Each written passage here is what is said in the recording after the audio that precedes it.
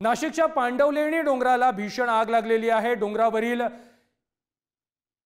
हिरवीगार झाडं आगीच्या भक्षस्थानी पडलेली आहेत।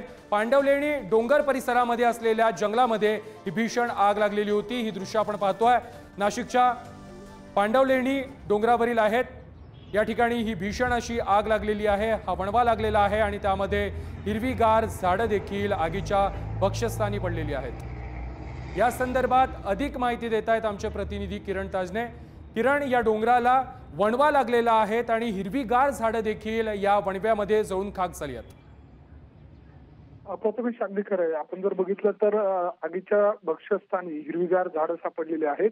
महत्वाची बाब म्हणजे या संपूर्ण परिसरामध्ये राष्ट्रीय पक्षी असलेला मोर यांसह वन्य प्राण्यांचा देखील मोठा वावर असतो आणि अशा सगळ्या परिस्थितीमध्ये या डोंगराला आग लागली आहे। त्यामुळे मोठी चिंता व्यक्त केली जाते।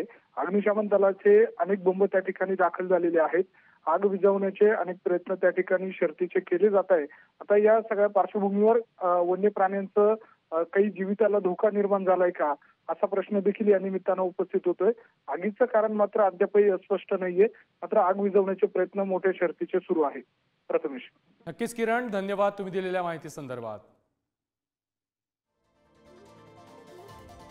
Thank you.